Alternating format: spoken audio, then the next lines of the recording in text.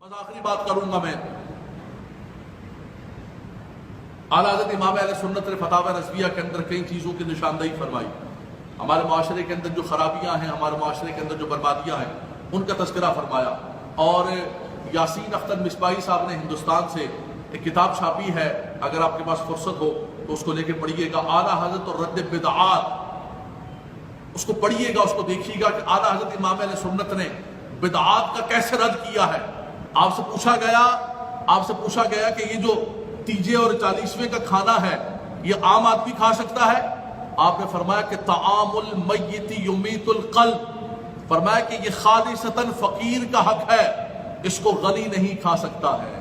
فرمایا کہ آج ہمارے ہاں کیا ہو رہا ہے، میرے اپنے محلے کے اندر کیا ہو رہا ہے، امیر غریب غنی فقیر سب کھا رہے ہوتے ہیں.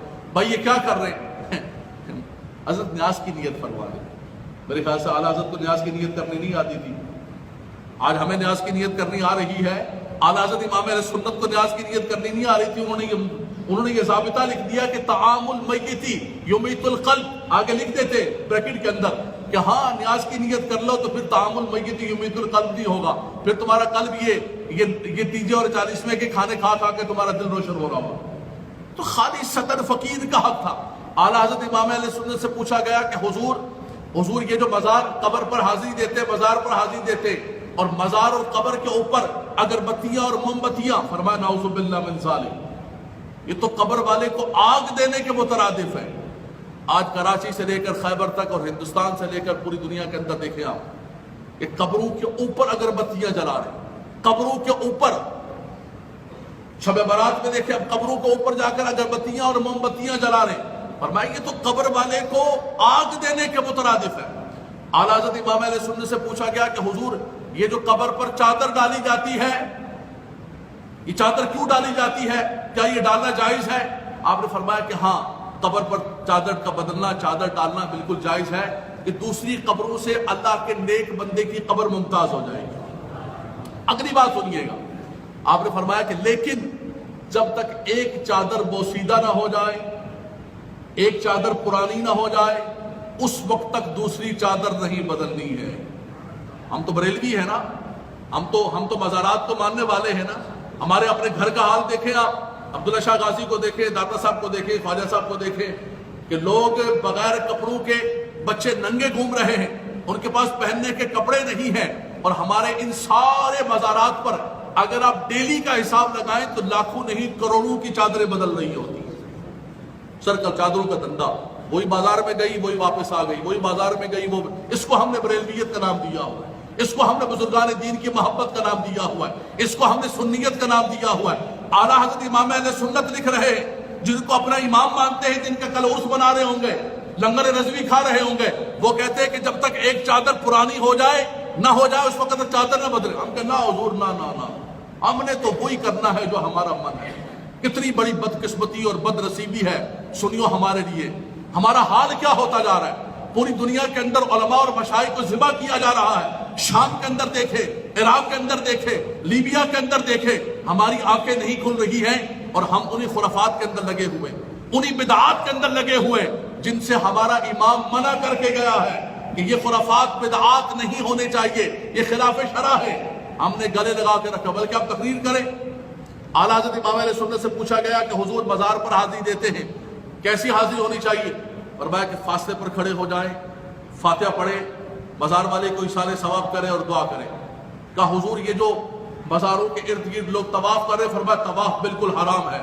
فرمایا کہ اگر کوئی سجدہ تعظیمی کرتا ہے، خدا نہیں مانتا ہے، ادباً سجدہ کرتا ہے، آپ نے فرمایا کہ اگر سجدہ عبادت کرے گا وہ تو کافر ہے، اور اگر سجدہ تعظیمی کرتا ہے تو حرام حرام حرام ناجائز. عرض کہ حضور نہ سجدہ تعبدی نہ سجدہ تعظیمی، محبت سے بوسہ لے رہا ہے، چوم رہا ہے. آپ نے فرمایا کہ احمد یہ ہے کہ قبر کا بوسہ بھی نہ لیا جائے. یہ بھی گھر کی تعلیمات نہیں، اپنے امام کی تعلیمات بتا رہا ہوں، سنو.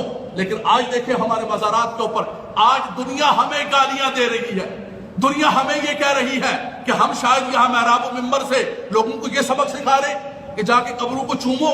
میں فیڈل بیریا کے اندر ایک مزار پر اور اس پہ خطاب کرنے کے لیے گیا ہوں. میں نے وہاں مزار کے خطاب میں یہ کہا کہ آوت یہ ہے کہ قبر کا بوسہ بھی نہ لیا جائے. فارغ ہوئے بازار سے ہم دعا کرنے گئے, متولی بھی ساتھ گیا. میں نام نہیں لیتا ہوں, بہت سارے ناراض ہو جائیں گے مرید ان کے سارے. مرید تو مرید ہوتا ہے. مجھے ایک دوست نے کہا کہ علامہ صاحب پیروں کے خلاف نہ بولے, پیر تو کانا بھی ہو تو لوگ کہتے ہیں ساڈا پیر ہے جناب, کانا تے کی ہویا. پیروں کے خلاف نہ بولے حضرت نہ بولے پیروں کے خلاف, بڑا مسئلہ بن جائے گا, سنیت ڈوب جائے گی. ان جاہل پیروں کے خلاف نہ بولے.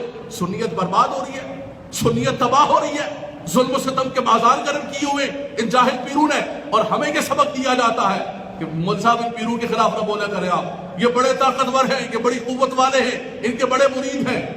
وہاں پر بازار پر ہم حاضر در دینے کے خطاب کرنے کے بعد اس متولی نے میرے سامنے باقاعدہ طور پر بالکل جھک کر سجدے کی حالت میں جا کر اس کو چوما.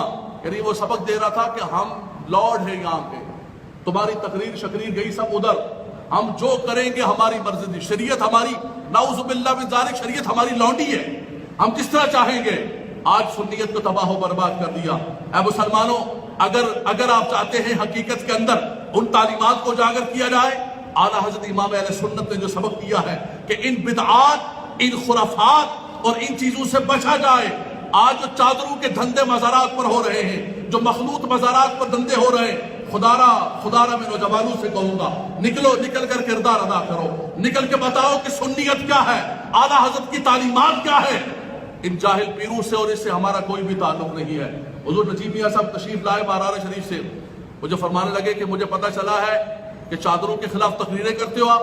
میں نے کہا حضور کوشش کرتا ہوں, فرمایا کہ اللہ تعالیٰ آپ کی مدد کرے, میں بھی ہندوستان کے اندر یہ کام کر رہا ہوں. میں گدی نشین ہوں, میں ایک پیر ہوں, اعلیٰ حضرت کا پیر خانہ ہے, لیکن حقیقت یہ ہے کہ اعلیٰ حضرت کی تعلیمات کو بحمداللہ تعالیٰ وہ اجاگر کر رہے اور بتا رہے ہیں کہ یہ چادروں کے دھندے پیری مریدی نہیں ہے, یہ مرد و عورت کا اختلاط, یہ قبروں کے بوسے, یہ قبروں کے طواف, یہ موم بتیاں, یہ اگربتیاں, یہ میتوں کے کھانے, یہ سنیت نہیں ہے. اس نے سنیت کو تباہ و برباد کر دیا ہے.